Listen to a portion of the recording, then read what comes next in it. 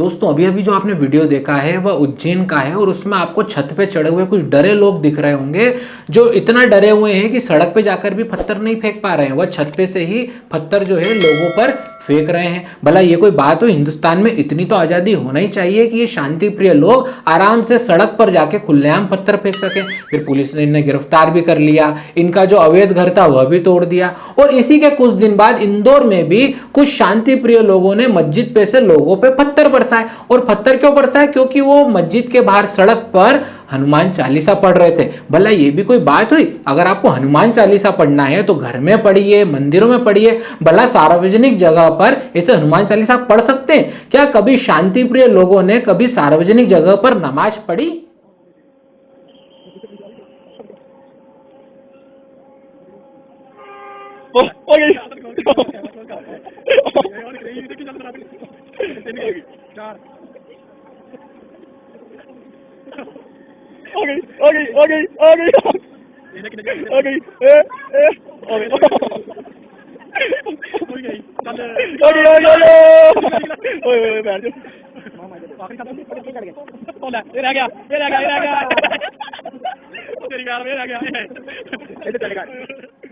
चलिए ये सब छोड़िए।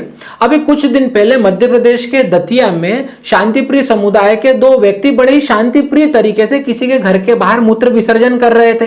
अब भला घर के मालिक को क्या करना था? घर का मालिक आ गया और उनको मना करा।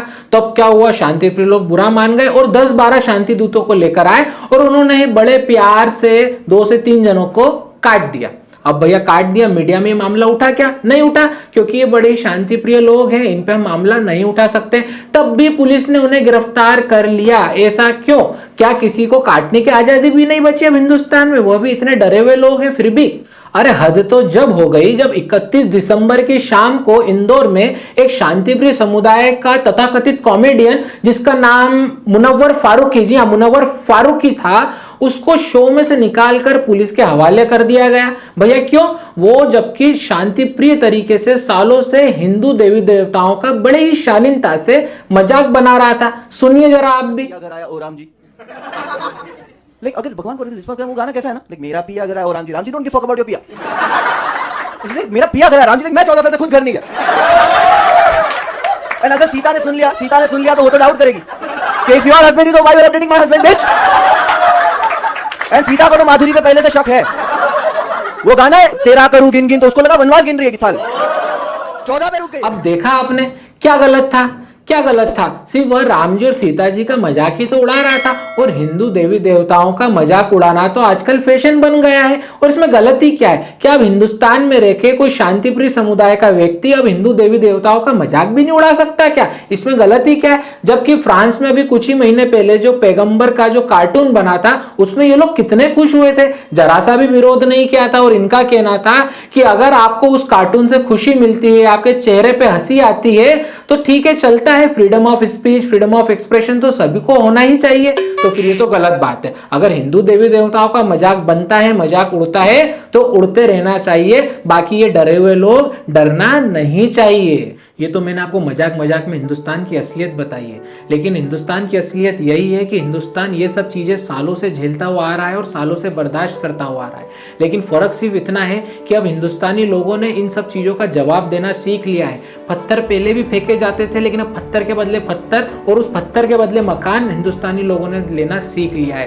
पहले नमाज हर जगह पढ़ी जाती थी और पढ़ना भी चाहिए, ईश्वर की इबादत करना कोई बुरी बात नहीं है। लेकिन अब हिंदुस्तान के हिंदू लोगों ने भी जो है हनुमान चालीसा पढ़ना सीख लिया है। हिंदू देवी देवताओं का अपमान पहले से होता आ रहा है। मैं ये नहीं कहता कि अब हमने भी दूसरे देवी देवताओं का, आपके मजहब के लोगों का मजाक उड़ाना सीख लिया है, लेकिन अब हम में इतनी काबिलियत हो चुकी है कि हम हमारे देवी देवताओं का मजाक बनते नहीं देख सकते। लेकिन दुख की बात अलग है। आपने अगर वीडियो पे ध्यान दिया हो, जो ऑडियंस में बैठी पब्लिक है उसमें 90% से ज्यादा लोग जो हैं हिंदू हैं और बड़े ही गर्व से ताली भी बजा रहे हैं। इसमें हंसी की क्या बात थी? इसमें हंसी की क्या बात थी कि कोई व्यक्ति राम जी और सीता जी का बड़े ही बुरी तरीके से मजाक उड़ा रहा है और ऑडियंस में बैठी हिंदू पब्लिक जो है अपने आराध्य का मजाक उड़ते देख के ताली बजा रही है। ये कहाँ का मॉडर्नाइजेशन है? ये कहाँ का हंसी मजाक है?